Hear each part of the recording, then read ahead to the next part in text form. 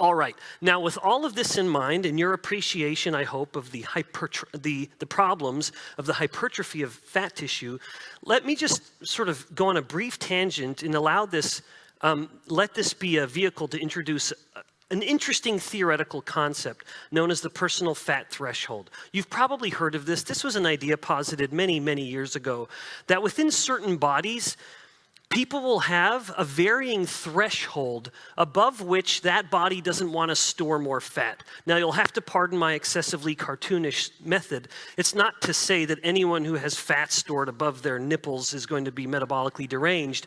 I just mean to show that this would be a level in a particular body that once that body has reached that degree, maybe as a % of fat, then it's going to start to suffer. So any fat mass or amount of fat stored in fat cells that is below that threshold, it hasn't met the threshold, we would say this person is insulin sensitive. They are not suffering any metabolic complications from the amount of fat that they have on their body. However, if a person has gained a certain amount of fat or stored a certain amount of fat within their adipose tissue or their adipocytes that has gone beyond the optimal storage, or it's pushing it, now they start to move into the realm of metabolic derangement in the form of insulin resistance. And what if you could take this person that I'm showing here who has insulin resistance because they have overfilled their fat cells and make their fat cells go through hyperplasia?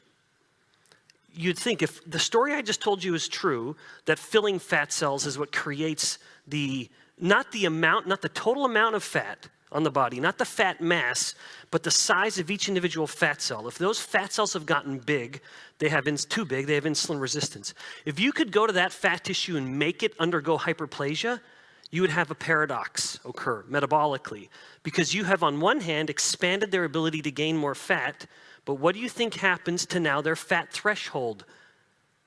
Even though they've gained more fat and their threshold was here, they went beyond it. By forcing them to gain more fat through hyperplasia, you push up the threshold even higher. So even though they're fatter, this is the paradox, they're now in fact insulin sensitive. This is actually the mechanism of action of a class of anti-diabetic medications called thiazolidinediones, or TZDs. They improve insulin sensitivity by increasing a patient's ability to store fat by activating hyperplasia. Isn't that fascinating? It's a hell of a drug.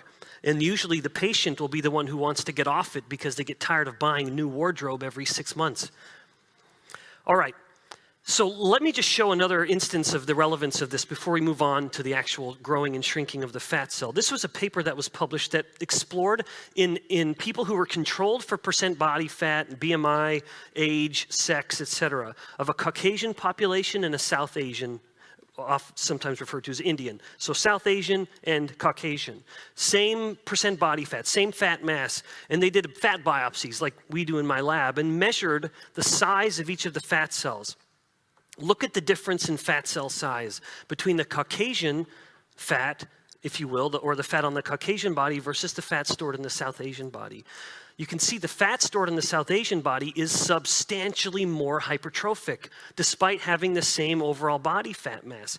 So based on this, who would you think has the higher threshold? Who could store more fat, in other words, and yet maintain their insulin sensitivity and their metabolic health?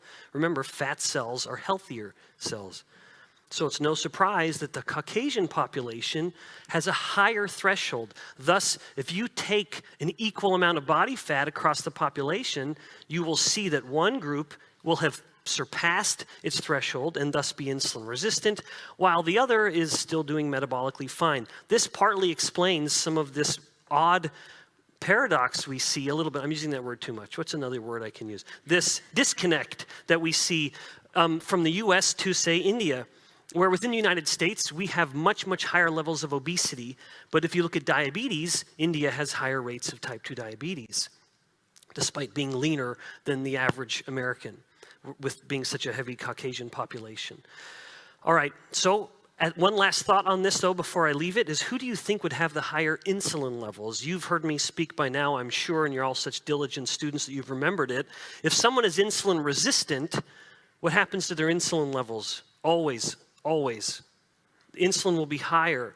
Yeah, so who do you think is going to have the higher insulin here? It's going to be the group that has the more hypertrophic fat cells or the lower fat threshold. So the average Caucasian has a fasting insulin of around 9, and the average South Asian has a level that's about double that.